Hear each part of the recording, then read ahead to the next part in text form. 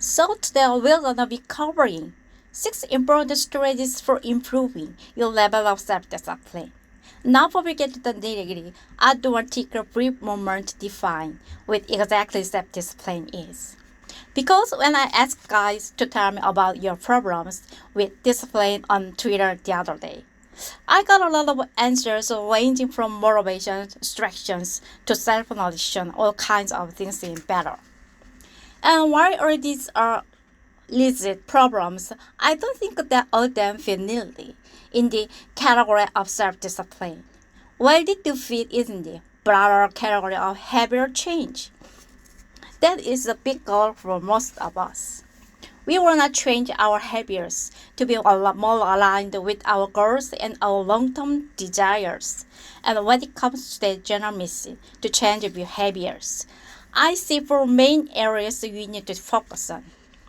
One of which is the cultivation of self-discipline, which we're gonna tackle in this video, but also the building of new habits, which can make the behavior automatic, the customization of our environment, which can remove broad blocks and help us resist temptations by basically removing them, and avoid the consumption of as much brand as possible, since it is the third mutilator.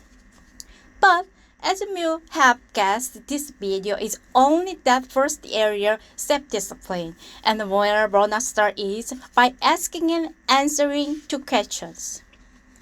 Number 1, what exactly is self-discipline?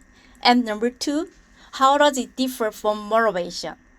Because I think a lot of people get these 2 terms confused.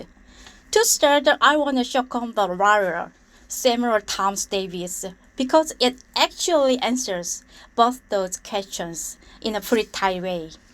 Self-discipline is about leaning into resistance, taking action in spite of how you feel, living type by design, not by default.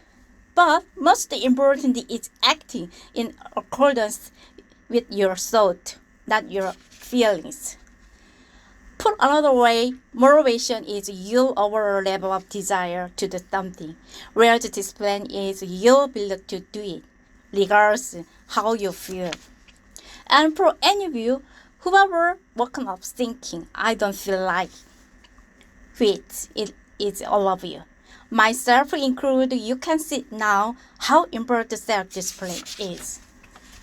It's building that baseline that allows you to act in accordance with your long-term goals, no matter how motivated you feel.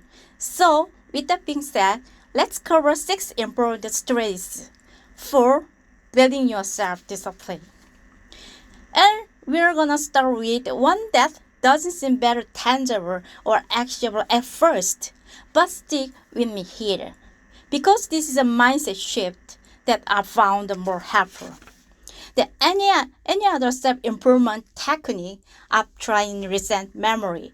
To put it simply, when you're trying to change your behavior, forget about the goal you're trying to achieve, the external outcome. Instead, focus on the change in identity you want to happen. This is the concept that I first read about in James Clay's book, Atomic Habits, which I highly recommend, by the way.